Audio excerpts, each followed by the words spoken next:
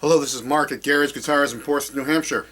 I'm going to make this video about common problems that guitarists have.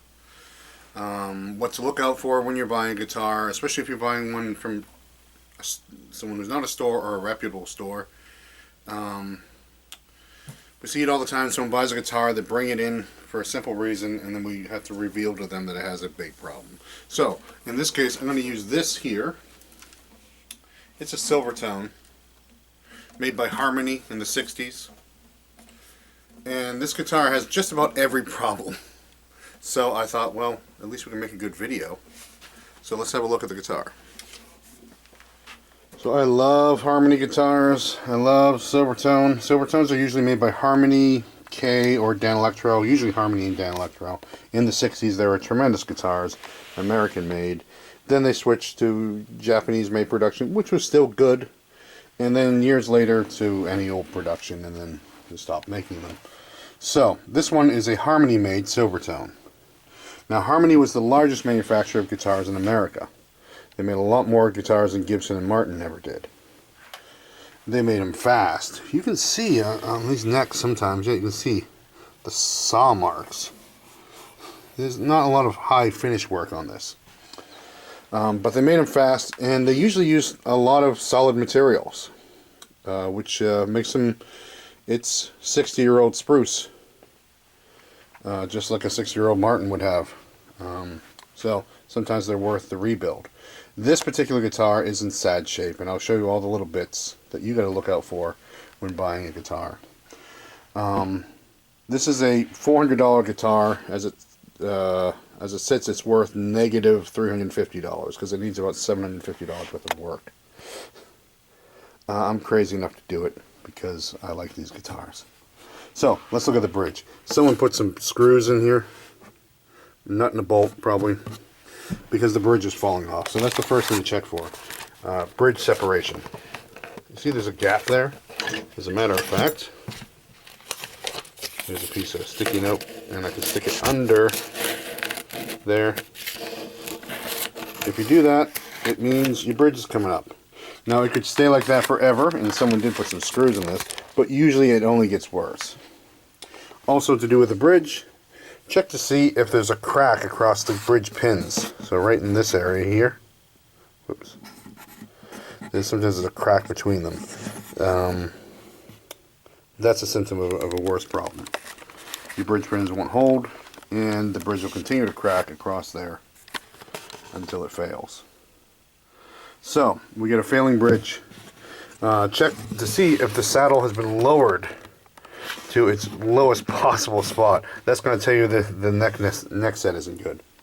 But before we even get to neck set, let's look at the top. Oh, this one actually, the top is kind of flat on this one. This is not so bad. I have another guitar that's in rougher shape with the top. I'll use that to show you the top problems. Let's look at the neck set. So here where the neck meets the body, there's a little bit of separation. And you're like, yeah, it's a little bit of separation. But it's actually a lot. A 32nd of an inch down here equals a 1/4 inch problem when you're talking about string height. So the necks become loose. Also, we can have bridge rotation in these guitars, which I wanted to show you on a different guitar, but essentially the bridge itself literally rotates. It pulls up the back of the guitar, pushes down on the sound hole. The neck, between here and here, you have 200-ish pounds of pressure. So basically like a human standing on the neck. And that's going to oftentimes force the neck joint to rotate inward to the sound hole. There's a hole here. And so that's, this is going to push this way, and this is going to push this way. And you get what's called a bad neck set, or negative neck set. So rather than going straight, or ideally kick back, this neck kicks up, which means it will never play well. The way to check for this is you look at your guitar top, and you sight flat across the top, which we can't quite do with a camera right now. If you do that, if you sight right across the top and make a straight line to your side of vision, you should not be able to see the neck you should just see the nut poking up toward the end. But I just did that test with this, and you can see the whole neck scooping upward. So, the neck is bent, and the neck is badly set. Now, the truss rod is something everyone thinks the truss rod is magical. First of all, this neck doesn't have a truss rod. So when the neck bends, that's it, it's bent. It may have a steel reinforced neck, so a piece of steel that goes down the middle, but it's not an adjustable rod. And if you're not familiar with what the truss rod does, maybe we'll switch over to our other guitar and show you. So here's another sad luck harmony. I take them in like a crazy cat lady. I just can't leave them out on the streets. Here's another harmony that needs everything. Neck reset, bridge reset. Frets are screwed. Alright, so let's continue talking about the truss rod. So, the truss rod in this case is under this cover, your access to it, and it's a rod that goes the length of the neck, and by tightening or loosening it, you can straighten or bend the neck. Now, like I said, people think it's magical, and it's not magical, because people just come in and say, oh, I need my truss rod adjusted. And we go to adjust the truss rod, and we're like, oh, your truss rod is at the end of its adjustment. It only has about a ½ inch, maybe less, 3/8 of an inch of adjustment, of tightening you can do, and then it just runs out of thread. And in this case, it's all the way tightened. Now, if you have a bent neck and no truss rod, or a bent neck and a maxed out truss rod, that means the truss rod has to be reinstalled. Take the fingerboard off, put a new truss rod in. No fun. So, let's keep talking about our... so we're talking about top rotation, bridge rotation. You get a little bulge here, a little dive here. You get the neck diving backwards this way often. This one actually has a tight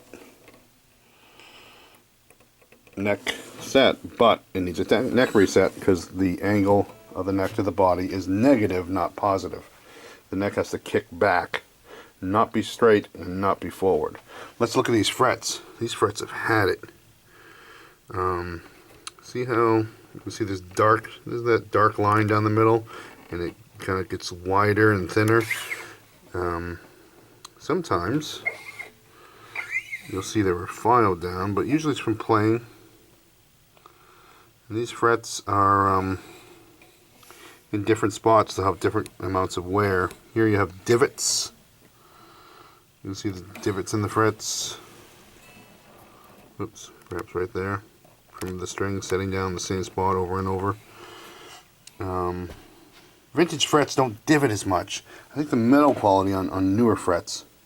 You can see that somebody took this saddle down as much as they possibly could to try to get the action down. It was no use. This action is high. And you see it gets closer here, but it's crazy unplayable over here. That's because the neck set's messed up. Here, you know, look at the tuners for missing parts. We have missing string ferrules here, tuner ferrules.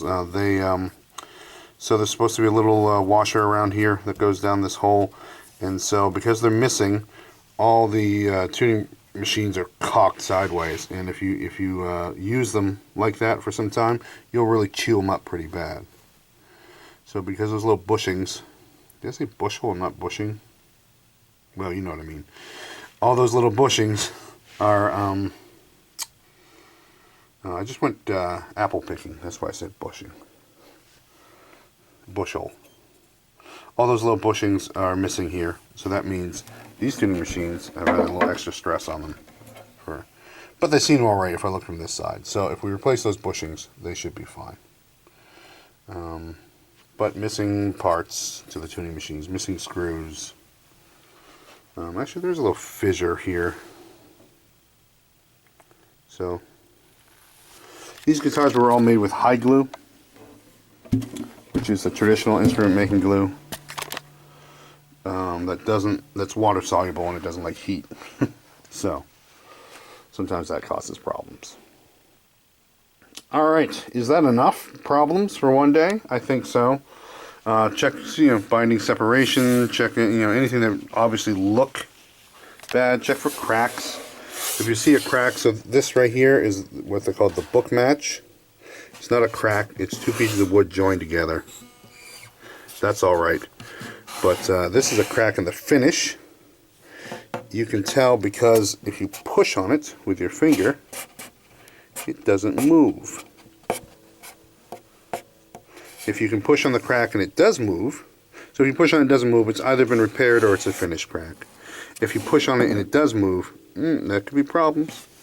Loose braces are a problem. These ones aren't, but if you gently tap on the top of the guitar, and what you do is you listen for any kind of buzzing or anything that's inconsistent with the rest of the tapping sounds you make. Alright, so neck reset, truss rod, refret, bridge reset, and this thing will be as good as new, perhaps better.